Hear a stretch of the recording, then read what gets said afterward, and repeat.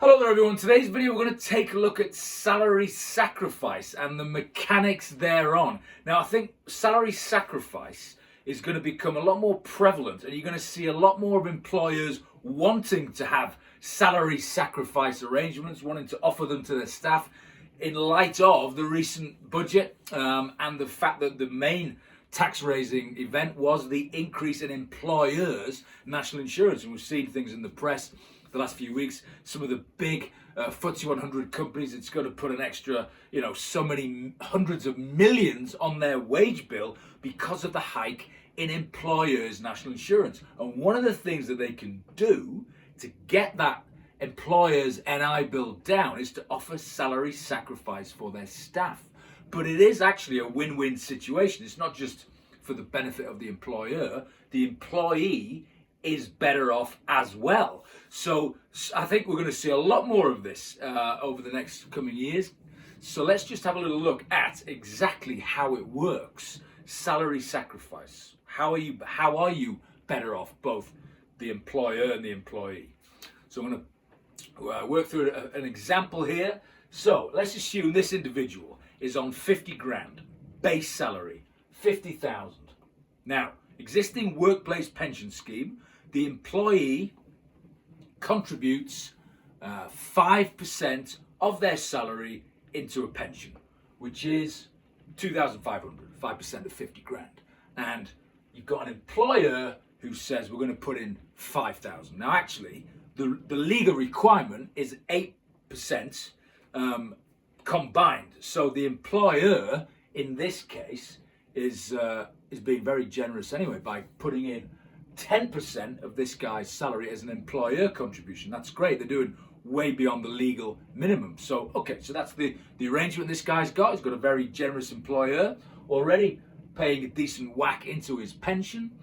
And in terms of the tax thereon, so the taxable income, so how it works, he's on a 50 grand base. You then take off the 2.5 grand that he makes, his personal contribution into the pension, to arrive at the figure what's known as taxable income. And that's the figure that would appear on the P60. So that's the figure on which the individual will suffer income tax and employees' national insurance.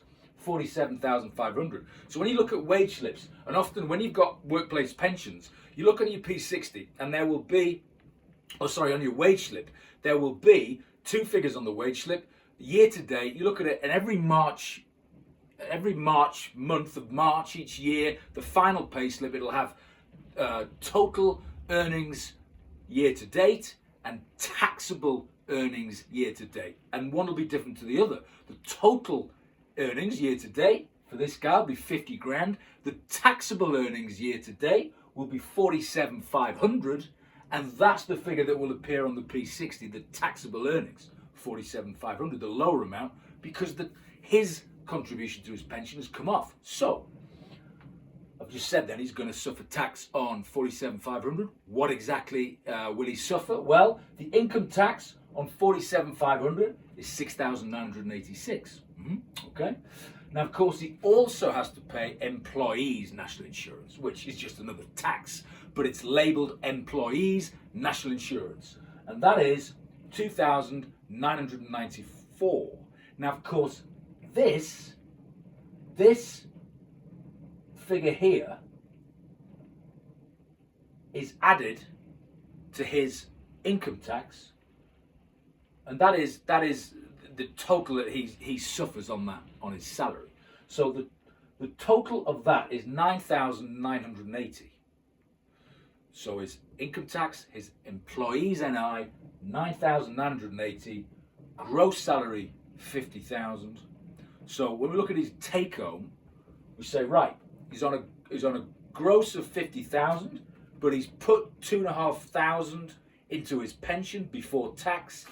Then he suffered tax 9,980. He's left with a take home of 37,520. 37,520. The employer's NI is 5,644. So that's what the employer pays in employer's national insurance. Right. So, because how it works is that even though the income tax is based on the 47,500, the employee's national insurance and the employer's national insurance is worked out on the 50,000. Okay, that's how you work it out. So then we say, right, what about this salary sacrifice arrangement then?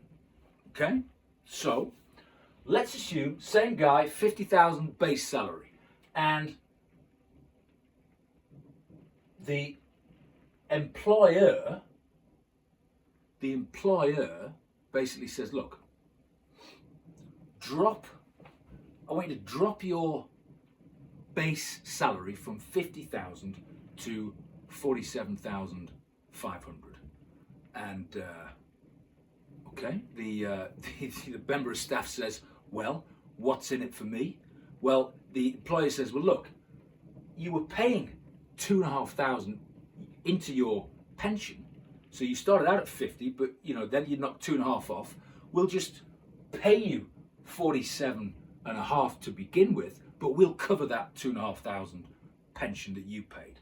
So the employer is going to pick up the employee's contribution, 2,500 in this case, plus continue to pay the employer's contribution to the pension of 5,000, so 7,500 paid over by the employer.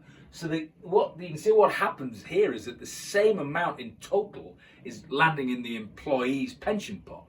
So the same 7,500, it's still going to be 7,500 with this salary sacrifice going into the employee's pension.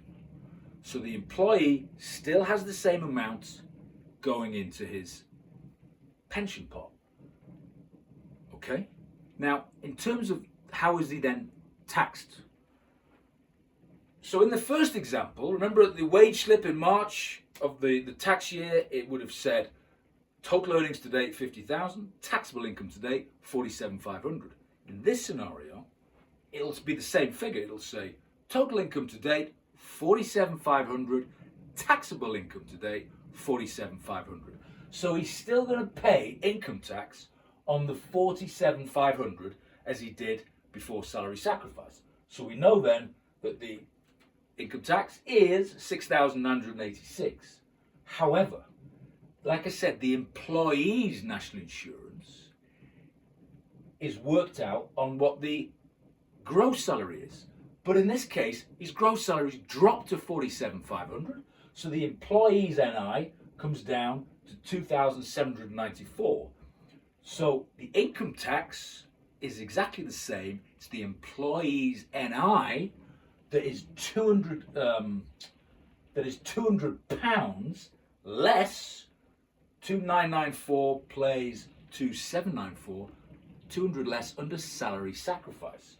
So his take home is his new gross, his lower gross 47,500, but there's no pension to knock off because the employer's covered it. Then you knock off the tax and NI, 9,780 comes back to 37,720, and there's that 200 that I've just talked about. So it's all in the employee's NI. So the individual is 200 quid better off from doing this salary sacrifice arrangement with regards to pension, and it's all because of lower employees' NI. You might say, well, okay, so that's great, but like I said, it's a lot of employers will want to do it for their benefit, notwithstanding the fact it's a win-win for both employee and employer. So how does the employer benefit? Well, let's have a look at the employer's NIC. Like I said, with employees' NIC, it's based on the gross. So under scenario A, before salary sacrifice, employer's NI 5644. However, when the salary sacrifice occurs, the employer's NI is 5,300. So the employer 344 quid better off. So individual 200 quid better off in their back pocket, take home pay, and the employer £344 better off, and employers and I. So it really is a win-win.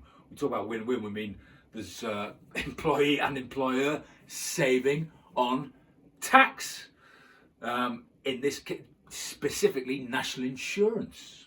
So this is why, given the fact that thousands and thousands of employers are going to suffer billions more in national insurance, I would suggest a lot of this will come in. So it's worth having a think about. If you're the employer or if you're the employee, do a salary sacrifice arrangement. Because, as you can see, both parties are up on the deal here with this salary sacrifice. And it's not just pensions, you can do it for all sorts of things, but I would suggest pensions are probably the most common one out of these things and the most beneficial to the most people. It's good to have pensions in place. Like I said, this thing doesn't actually increase the amount that goes into the pension pot. The savings are on the national insurance. So what about downsides to this thing? Well, there's a few.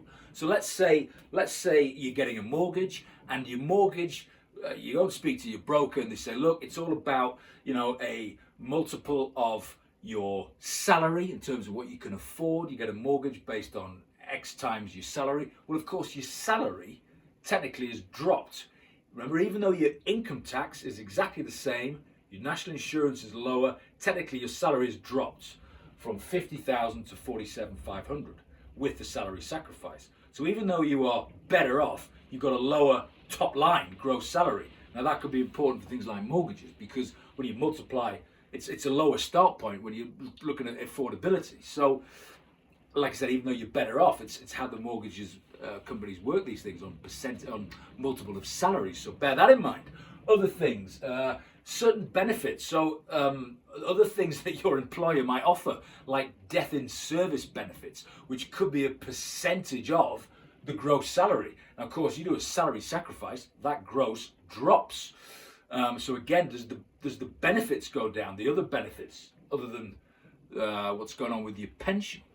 And then things like state benefits, statutory benefits. So what about SMP, statutory maternity pay? Again, based on your gross salary. But under this, your gross salary drops. So yes, you've got to factor in these things as well. But purely from a tax saving point of view, ticks the box. It's a good thing. And it's in the guise of employees NI for the employee. That's where you save.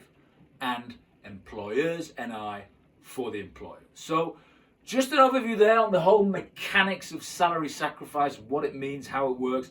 If you like this video, please do subscribe. And as always, I'll see you soon.